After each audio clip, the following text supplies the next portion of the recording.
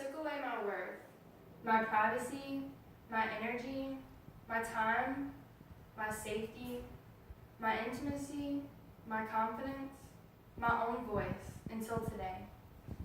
These are the words Brock Turner's victim spoke in her victim impact statement as she recalled the negative effects that being sexually assaulted by Brock Turner have had on her life. On January 18, 2015, Brock Turner, a 19-year-old freshman on a swimming scholarship at Stanford University, was found behind a dumpster using his fingers to sexually penetrate an intoxicated and unconscious 22-year-old female, following a frat party that they both attended. Turner was indicted on 5 counts of sexual assault, 2 of which were later dropped. He spent 1 night in jail and was released the following day after posting a $150,000 bail. The 3 charges of felony sexual assault that Turner faced are punishable by up to 14 years in prison. Prosecutors urged for a 6-year sentence, but probation officials recommended a more moderate jail sentence, taking into account his young age, it being his first offense, and the effect that the conviction would have on the rest of his life. The judge himself even stated that he felt the prison sentence would have a severe impact on Turner. Turner was sentenced to just 6 months in jail and 3 years probation, and was ordered to register as a sex offender and complete a sex offender rehab program. Brock Turner spent 3 months in jail before being released only halfway through his already short sentence. Considering the long-term negative effects sexual assault can have on its victims, this sentence seems minuscule. After Turner's trial, campaigns arose calling for the resignation of Judge Aaron Persky, who many felt was too lenient in the case of Brock Turner. But public defenders and the Santa Clara Bar Association backed Persky, claiming that the sentence was made based on the probation report and was consistent with similar cases. And that's the problem with cases like Brock Turner's. They allow rich white boys with access to expensive defense attorneys to get away with more lenient sentencing. 39 people had come forward, writing letters to Judge Persky, vouching for Turner and defending his character, claiming him to be kind, loving, and respectful, even describing him as a young man of character and integrity.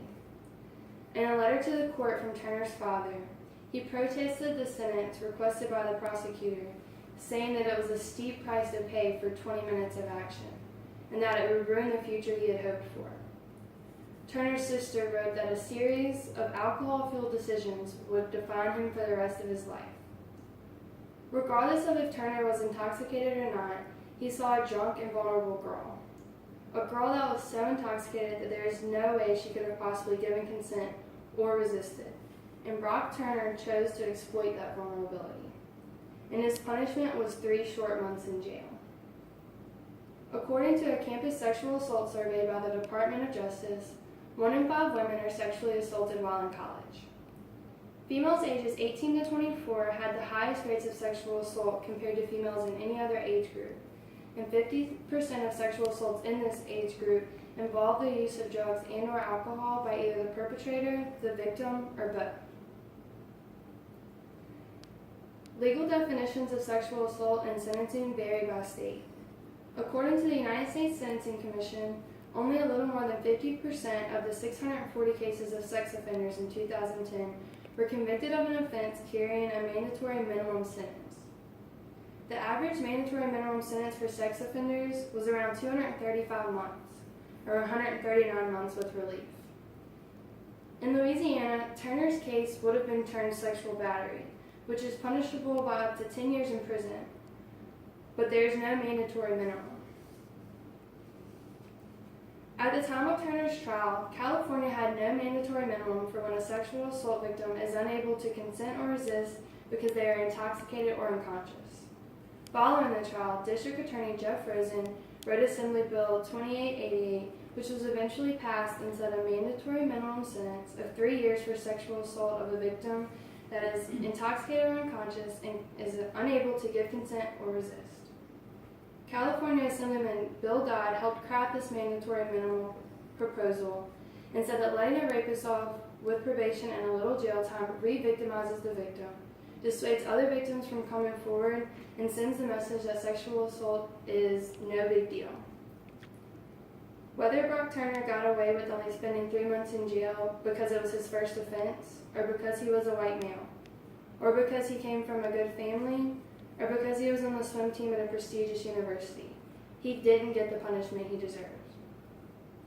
Turner's victim criticized the legal system and the way they handle sexual assault, saying that social class and athletic status shouldn't affect sentencing, and first-time offenders shouldn't get more lenient sentencing. She followed by stating, the seriousness of rape has to be communicated clearly. We should not create a culture that suggests that we learn that rape is wrong through trial and error. Change starts on a local level. Follow your local legislation. Be knowledgeable of current laws and upcoming bills, and show up to community meetings. Go out and vote.